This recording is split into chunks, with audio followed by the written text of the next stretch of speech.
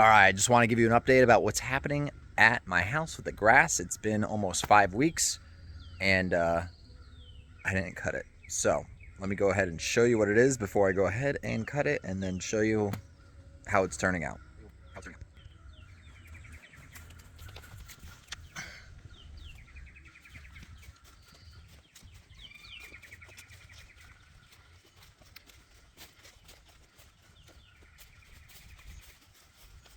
So there is a lot more weeds than expected. So I'm gonna go ahead and drop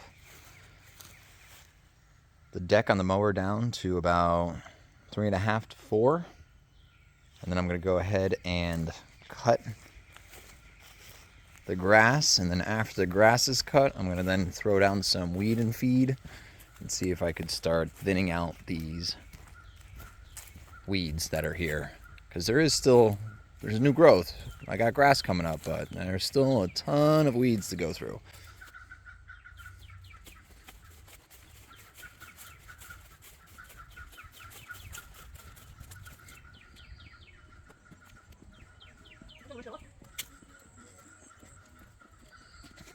All right, thanks for watching. We'll see what happens, and I'll show you what I do after I cut it down and what weed and feed that I do put on the grass.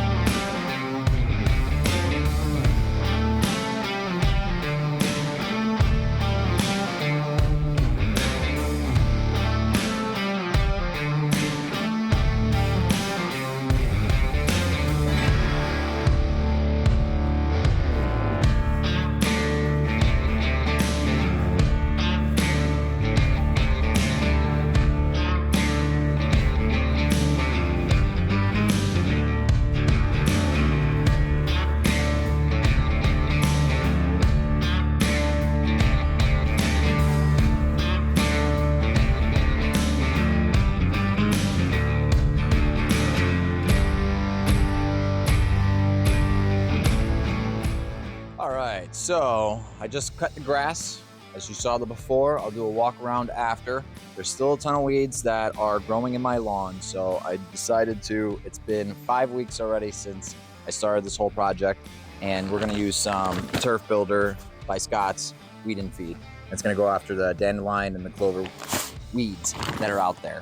So I'm not gonna do the whole lawn, I'm gonna do it a zone. So the zone I'm gonna pick right now is the backyard to see what is gonna take and if this stuff is gonna be good. So I'm gonna put this down and I'll give it another 2 weeks and I'll start seeing what's happening. I'm gonna still continue to water, but let's see if we can get a little bit more control on the weeds that are down on my lawn.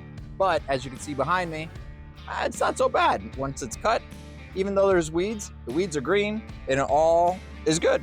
So I'm gonna go put this down now.